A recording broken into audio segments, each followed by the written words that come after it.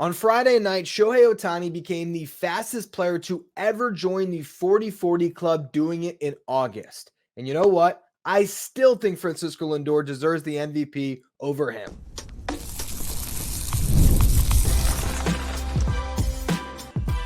You are Locked On Mets, your daily New York Mets podcast. Part of the Locked On Podcast Network, your team every day.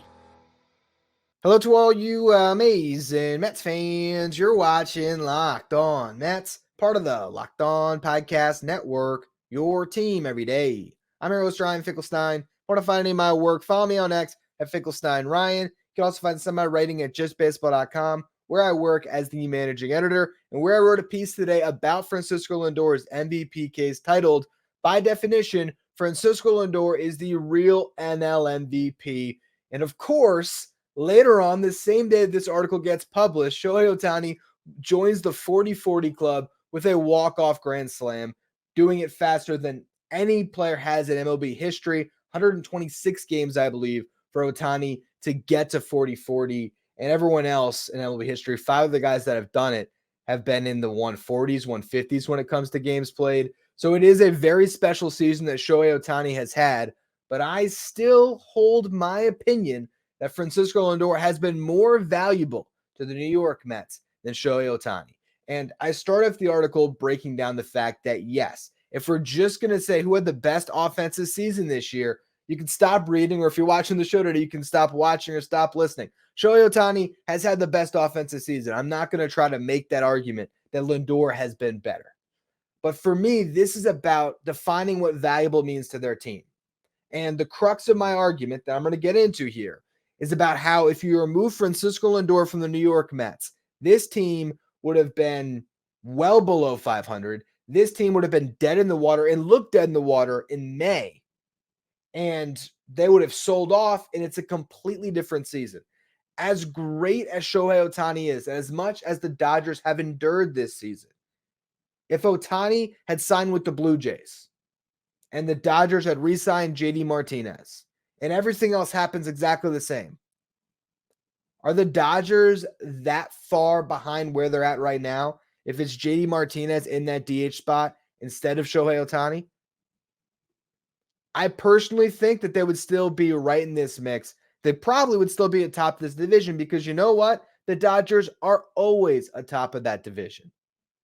And you could say I'm minimizing the impact of Shohei Ohtani, but my whole entire argument on this is based on the fact that Ohtani cannot mean more to the Dodgers than Lindor means to the Mets. Now, a couple things have to happen for Francisco Lindor to legitimately get in this race and win the NL MVP. And honestly, because it's Ohtani, because there's a good chance that he might end up in the 50-50 club, the first member to ever do that, because he might win a Triple Crown, those milestones that he can hit and that are within his grasp are probably argument enders. Not to mention the fact that Ohtani is just wildly more popular among voters than Francisco Lindor is going to be.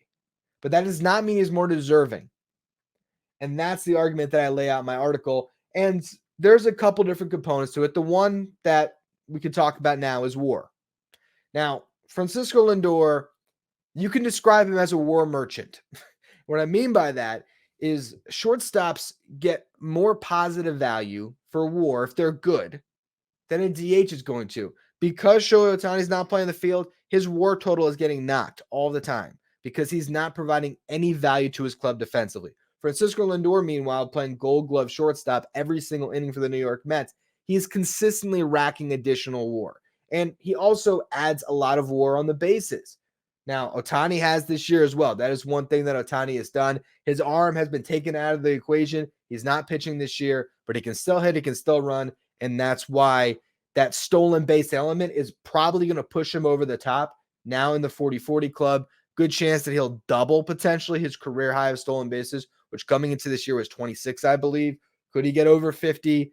He's in line to do it. So, yes, there's a lot of things that go into this, but people will discredit Francisco Lindor's WAR because of the defense and the base running and how much that factors in, as well as the fact that he's durable and he plays every inning. So those stats continue to tick up and accumulate because he's available. Here's the thing about Francisco Lindor. go back to his debut in 2015. When it comes to Fangraphs wins above replacement, there's only been 2 players in all of Major League Baseball that have been more valuable over the past decade. Mookie Betts and Mike Trout. And then you have Lindor over someone like Aaron Judge. Now, Judge debuted a little bit later. He's had some injuries, but I just will say that when it comes to availability, you can't knock Lindor for it. Lindor, when it comes to shortstops, has been the most valuable over this past decade, 52.7 F4. The next closest is in the 40s, and that was Trey Turner and Xander Bogaerts. And for Bogaerts, not even playing shortstop anymore. Now, there's been years where Trey Turner's been the best shortstop in baseball. Last year, Corey Seager was the best shortstop in baseball. This year, Bobby Witt Jr. is the best shortstop in baseball. So other guys have years, but when it comes to a decade, Francisco Lindor has been the best shortstop in baseball for a decade. And defensively, 133 outs above average. He's been the best defender in the sport by a wide margin in this past decade, going past Nolan Arenado at second at 102 outs above average. Now, this is not a decade-long award, but what I'm trying to do is paint the picture of a guy that's been consistently excellent, who's now having a career year, and he has given his team more value than any single player in the National League. If you remove Lindor from the equation, the drastic impact that would have on the Mets is far more significant than any other player in the league. That's my argument for Lindor. But also it's the fact that he has gotten stronger week over week, month over month this season. Tonight, in a tough game for the Mets, Francisco Lindor's 21-game on-base streak was in jeopardy. And you know what he did in the top of the 9th inning? Francisco Lindor doubled.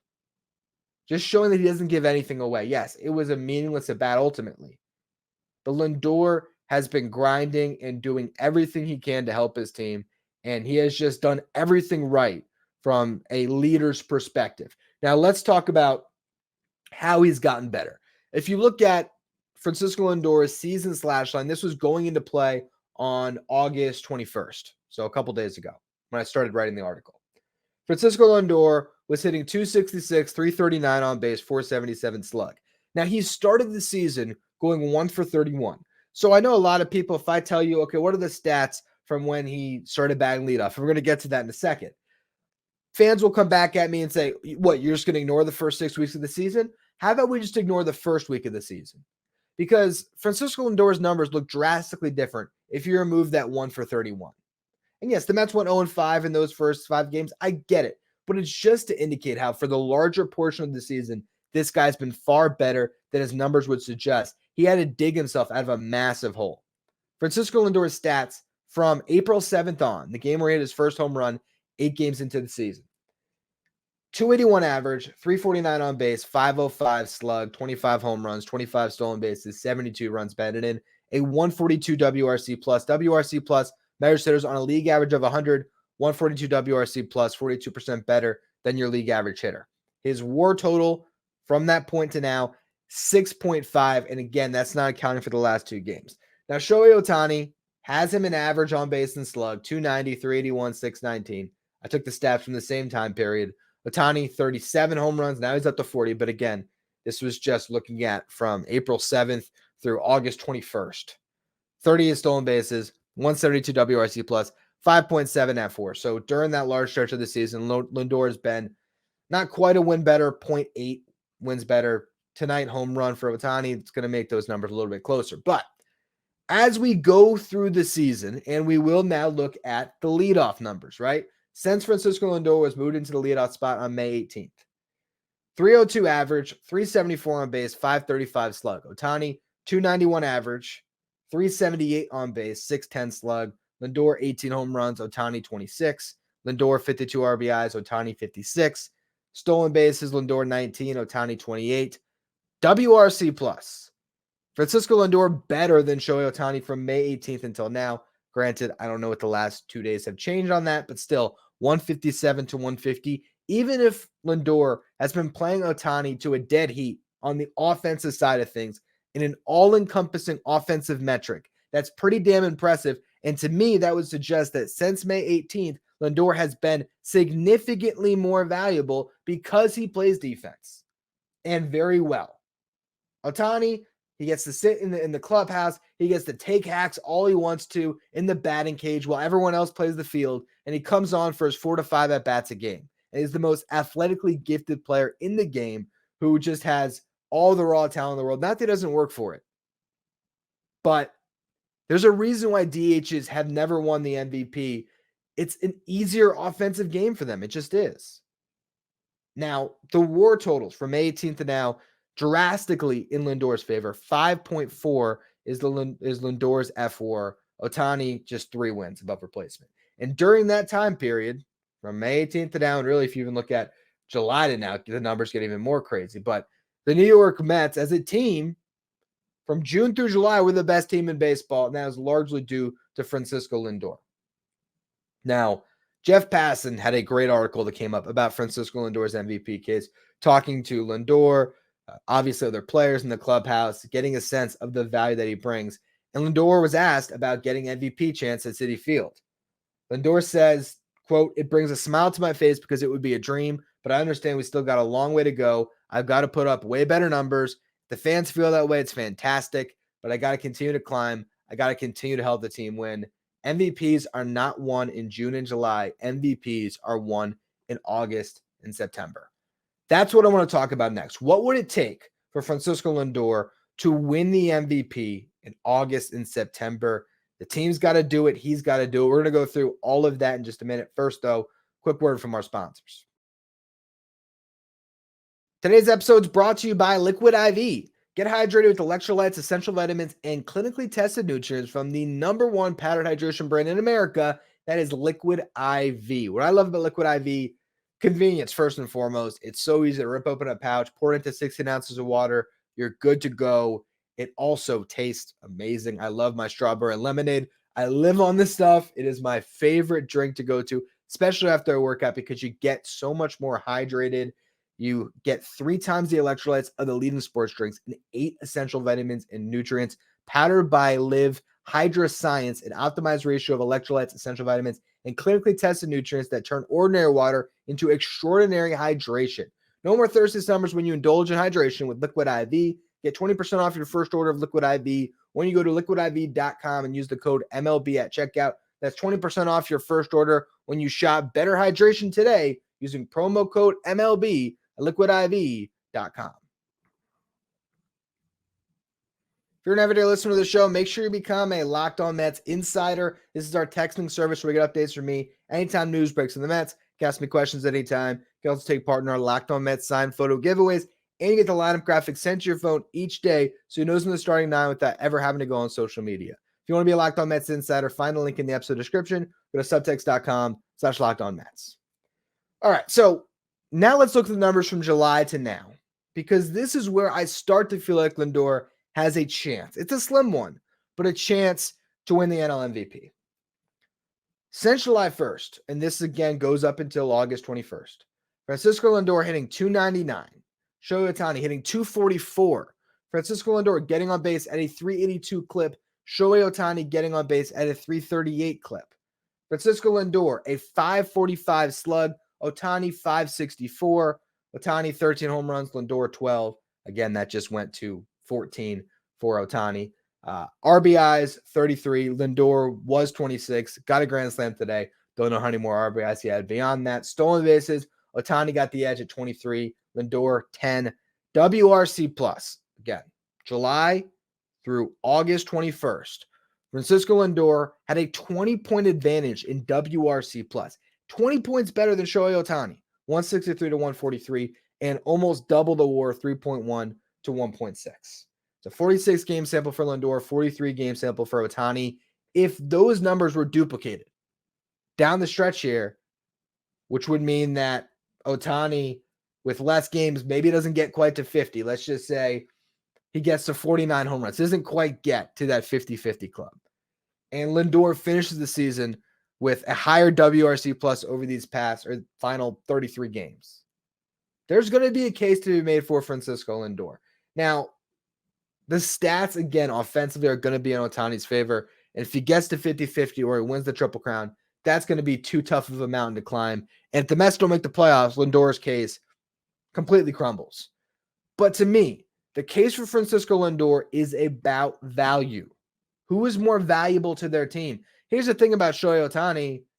This year, for this specific season, when the Dodgers got off to a 44-29 start, he wasn't their best player. Mookie Betts was their best player, or at least 1A, 1B.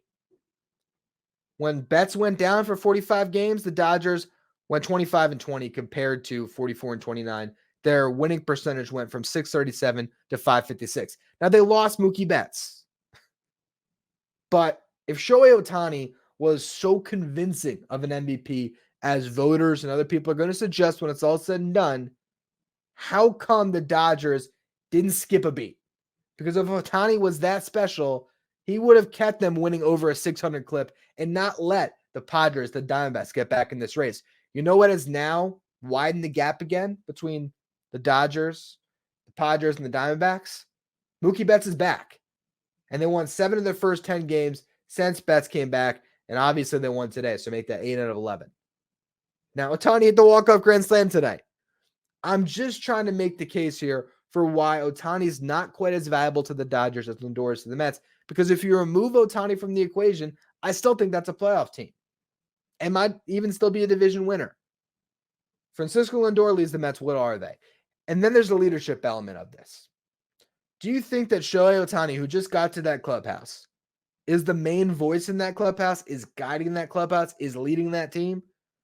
Or Mookie Betts, Freddie Freeman, other guys that have been there, are they taking that mantle? Now, you don't have to be a leader to win the MVP.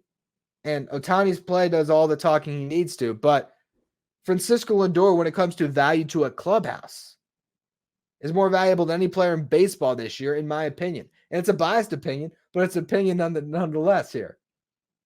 Mark Vientos has been largely the Mets' second best player. Nimmo has him in WAR, but far larger sample size.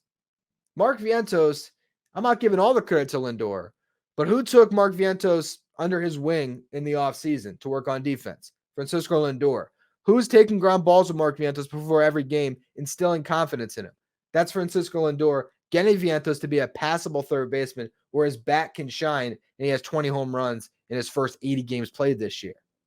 That's Francisco Lindor's impact. In the article that Jeff Passan wrote, he talked about how Francisco Lindor, before and after each game, does sort of a lap around the clubhouse, does rounds. He goes to each individual player and has a check-in, a status update with all these guys. Here's the thing about this season for Francisco Lindor.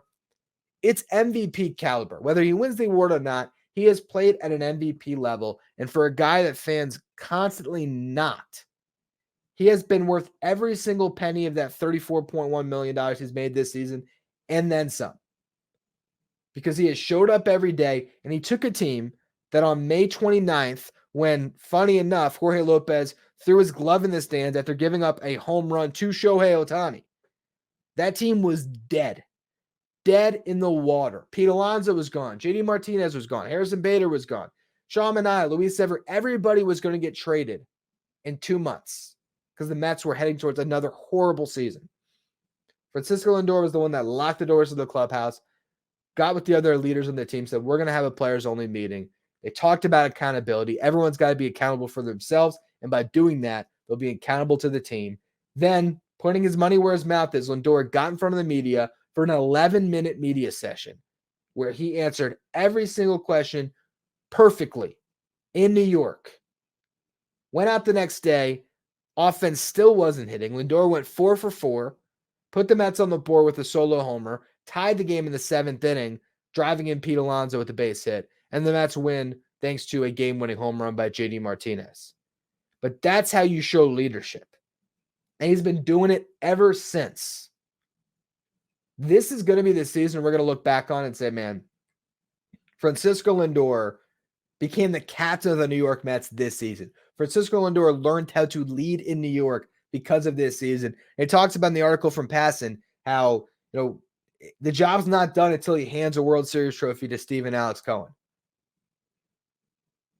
Now, he might not ever have an individual season as good as this one, but I think he'll learn a lot from this year and be able to lead better Mets teams further because of it. But this is his season. And the reason why, if I was a voter outside of my bias, but just in general, if Ketel Marte had Lindor's season to a T, the leadership elements, all of it, and I had to vote between Marte or Ohtani, I would vote Marte. And the reason I would is because you are rewarding a guy who is on a Hall of Fame track, putting together their best season. When Shohei Ohtani goes into Cooperstown one day, he might have 5, 6 MVPs on his resume. And this one, even if he gets to 50-50, it might be the least impressive because the other ones, he's probably doing pitching and hitting. So this season for Ohtani, while fantastic, I think in the large span of his career is going to be generally insignificant unless the Dodgers win the World Series, right? Francisco Lindor, it's not a knock to say this might be as good as he ever is in his career. He's 30 years old. He's having a career year. It might not get any better than this. I'm not saying his prime's over. I think he still has 5 good years left. But is he going to have more seasons as good as this one? So if Lindor by the end of the year is leading the National League in wins above replacement, the stat that tells us who has been most valuable, if he took a team that without him is probably a 75-win club at best and led them to the playoffs, how is that not more valuable than a guy who is just hitting every day, who's more talented than everyone else, who put together some good numbers on a team that would probably be in the exact same place with or without him? That's where I'm at with it. Now, do I think Francisco Lindor won the NL MVP this year? No, I don't. I think Shohei Ohtani is going to win it because he's the most popular player in baseball. He's going to have the most ridiculous offensive stats when it's all said and done. His team's definitely going to make the playoffs. And we can't say that about the Mets. But is there a world where Francisco Lindor ends up winning the NL MVP if everything breaks right? Absolutely. What it's going to take is for one, the Mets to make the playoffs. 2, for Lindor to have a strong close to his season. So maybe he gets to 35-35. And then it would require Ohtani to fall back a little bit down the stretch. Not to be bad, because I don't think that's going to happen. But if Ohtani finishes with 46 home runs and 48 stolen bases, it goes through a couple slumps down the stretch here. That's how Lindor ends up winning the MVP. What I hope, though, is he gets everything else. If he's not the Silver Slugger for the National League for shortstops, that's a shame. And the dude should win the Gold Glove, too. Give him every other award. And I imagine he's going to finish about as high on an MVP ballot as he ever has. I think he's going to be either second or third when it's all said and done. And when you're looking back at his Mets career, this is going to be a season that's a defining one for Lindor because of his impact in that clubhouse and the production that, honestly, we've never seen from a Mets shortstop. It's been a special season. Unfortunately, what he did tonight was not enough to get the Mets over the top. So we're going to talk about that next here as the Mets had a very bad game against Joe Musgrove and the Padres. I'll break it all down in just a minute. First, though, another quick word from our sponsors. Today's episode is brought to you by Supply House. Get supplies from the site that's made for skilled trades, supplyhouse.com. Supplyhouse.com is the reliable way to order plumbing, HVAC, and electrical products online. Their easy-to-use website is packed with helpful resources and the latest product info to help you get the job done right. The expert-supported industry-leading service from the friendliest folks in the business and talk to a real person every time. Pros in the skilled trade can get a competitive edge by joining Supply House's free Trade Master program, where every Trade Master gets access to a dedicated phone line, free shipping, and discounts on every order. Join the thousands of trade pros already benefiting from a free membership at supplyhouse.com/T-M and order plumbing, HVAC, and electrical products from anywhere with just a few clicks at supplyhouse.com.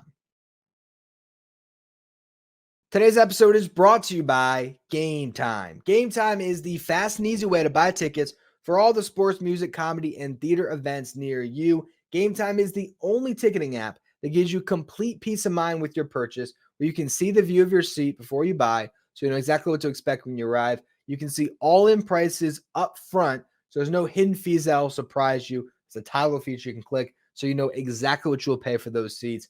And you can buy tickets in a matter of seconds. 2 taps, you're all set. There's only a limited amount of Mets games left this season. Make sure You get out to the ballpark and support the Mets in this stretch run and take the guesswork out of buying tickets with Game Time. Download the Game Time app, create an account, use the code LOCKEDONMLB for $20 off your first purchase.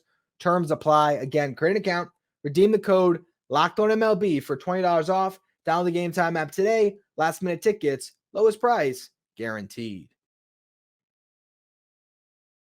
Stay up to date with all the latest in the world of sports by checking out Locked On Sports Today, streaming 24/7 on YouTube. Not much to break down for the Mets game on Friday night. It was completely one-sided. The Padres racked up 16 hits, scored 7 runs. The Mets were shut out, only got 2 hits. Joe Musgrove only had 85 pitches to work with, and he didn't even need all of them to get through 7 innings. 75 pitches to get through 7. 1 hit allowed, a double by Starling Marte. No walks, 9 strikeouts. The Mets had 2 base runners all game. The double by Marte, the double by Lindor. That was it. Never really threatened. Just a rough night altogether. And Paul Blackburn makes things even worse here. Not only does he have a bad start, gives up 10 hits, 5 runs, couple homers, but he gets knocked out in the 3rd inning by injury, gets drilled in the throwing hand by a line drive. I don't know how this guy would make his next start. Now, they're saying it's just a contusion on his hands because obviously you're going to get a contusion when a ball drills you. I didn't even see the exit velocity on it. Not that it really matters, but the guy obviously couldn't grip a baseball today. How is he going to grip one in 5-6 days from now? I know the Mets have an off day, but I would be stunned if he somehow gets through this without an IL stint. I'm actually still searching here for the exit velocity. It was 100 miles per hour off the hand. I mean, come on. Nah, he's got to be done. Not for the year necessarily. He might have got lucky. Sometimes, for whatever reason, you get hit in the hand and it's a broken hand or it's a broken finger or whatever it is, wrist injury. Other times, the good Lord blesses you and you somehow come out of it fine. But with it being his pitching hand, I imagine we're going to see an IL stint. The good news for the Mets is they somehow got through this game without completely destroying their bullpen. It was one of those games where it was almost a good thing that they were losing and the away team, so you didn't have to pitch in the 9th inning, and it made it an 8-inning game. And you had Ryan Stanek, who got through the rest of that 3rd inning and through the 4th inning. He's going to be burned probably 27 pitches, actually sort of economical. Danny Young was fantastic. Walked 1, but struck out 1 as well. Did not give up any hits through 2 innings. He threw 32 pitches, so he's done for a couple of days. He also could get optioned just if the Mets need another arm. That's another reason why I think Paul Blackburn going to the IL would make a ton of sense for the Mets, because then if you wanted to, you could actually bring Huascar Braziban right back. If the Mets haven't sent him to Syracuse and if he's still with the club, the easiest lift here would be to bring Braziban right back on the roster, because if he's replacing an injured pitcher, you can actually bring him up without waiting the 15 days. So you bring Braziban back up for the time being. You put Paul Blackburn on the IL, and then you wait until you need another starter, and then you would eventually make a move for someone like Tyler McGill. We'll talk about him in a second. Got to give Adam Ottavino credit as well. He really was the one that had to work for it. 43 pitches. He got through 2 innings as well. So you avoid having to use Daniel Nunez, Edwin Diaz, Jose Budo, all those guys good to go. Reed Garrett, Phil Maton. Your top 5 relievers really were all sitting there for the entire game. You didn't have to touch them. Thankfully, Stanek, Young, and Ottavino covered it. So now your bullpen's not destroyed for this series, and you probably get a fresh arm, like I mentioned, with Blackburn likely heading towards the IL. Now, who would replace Paul Blackburn in the rotation? The obvious answer is Tyler McGill. Luckily, he has not pitched yet this week. I believe he would be due to pitch on Saturday. So I imagine he gets scratched from that start.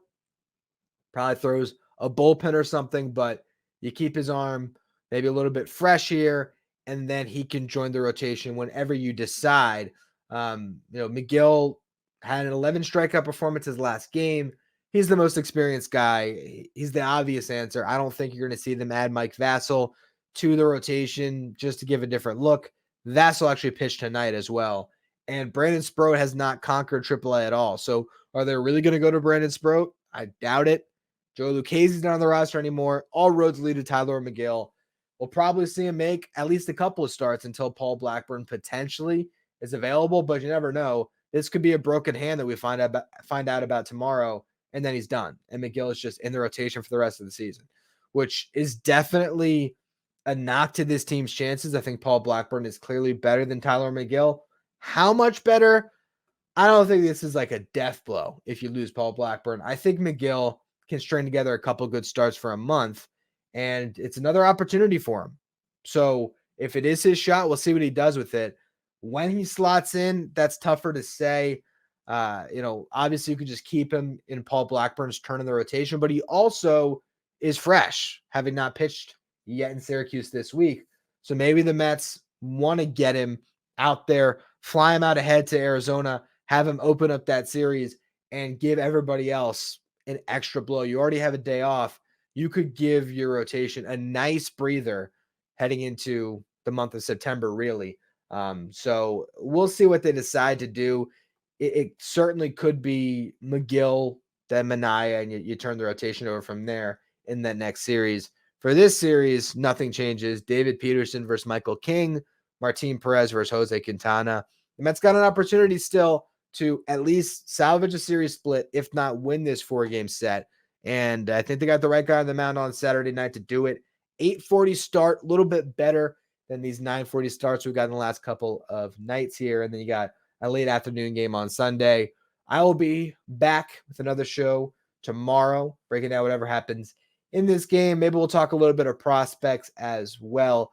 But until then, I appreciate all of you who continue to tune in every single day. If you're listening on the audio side, do me a favor, follow, rate, review, wherever you get your podcast. If you're watching on YouTube, hit that subscribe button. We're trying to get to 10,000 subs by the end of the season. So I appreciate all of you who continue to subscribe.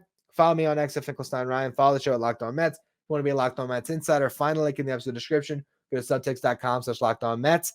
And thank you for making Locked On Mets your first listen, your first watch every single day. Now for your second watch, head over to YouTube, check out the first ever 24/7 streaming channel that covers everything world of sports. Talking about Locked On Sports today with your local experts from each team, league-wide experts from each league. Find Locked On Sports today streaming 24/7 on YouTube and on Amazon Fire TV.